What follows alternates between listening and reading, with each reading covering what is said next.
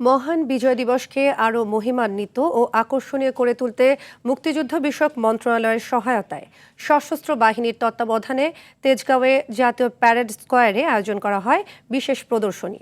এতে জাতীয় পতাকা নিয়ে 10,000 ফুট উচ্চতা থেকে জাম্প করেন একযোগে 54 দক্ষ জাম্পার। এটি বিশ্বের বুকে সর্বাধিক পতাকা হাতে প্যারাশুটিং, যা গিনেস ওয়ার্ল্ড বুকে বিশ্ব রেকর্ড হিসেবে গণ্য হতে যাচ্ছে। হাসান মাহমুদের প্রতিবেদনে দেখুন বিস্তারিত। মহান বিজয় দিবস উপলক্ষে রাজধানীর তেজগাঁও জাতীয় প্যারেড স্কোয়াডে সেনা, নৌ ও বিমান বাহিনীর সমন্বয়ে জাতীয় পতাকা হাতে প্যারাশুট জাম্প ও অ্যারোবেটিক প্রদর্শনীর আয়োজন করা হয়। অনুষ্ঠানে প্রধান অতিথি হিসেবে উপস্থিত ছিলেন প্রধান উপদেষ্টা ডক্টর মোহাম্মদ ইউনূস। এছাড়াও 3 বাহিনীর প্রধান ও সরকারি উচ্চপদস্থ কর্মকর্তারা উপস্থিত ছিলেন।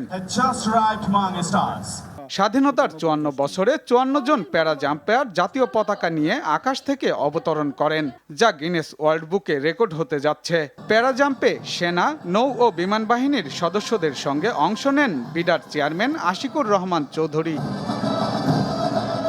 সম্প্রতি সুদানে শান্তি রক্ষায় নিয়োজিত 6 বাংলাদেশি সৈনিকের স্মরণে তাদের নাম ধারণ করে এই প্যারা জাম্পে অংশ নেন 6 জন প্যারা জাম্পার। অনুষ্ঠানটি কেবল বিজয় দিবসই উদযাপন নয়, এটি দেশের স্বাধীনতা সংগ্রামের ইতিহাসকে স্মরণ ও সমৃদ্ধ করার একটি গুরুত্বপূর্ণ উদ্যোগ। মহান বিজয় দিবসে রাজধানীর তেজগাঁওয়ের পুরাতন বিমানবন্দরে জমকালো এয়ার শো দেখতে ঢল নামে সাধারণ মানুষের।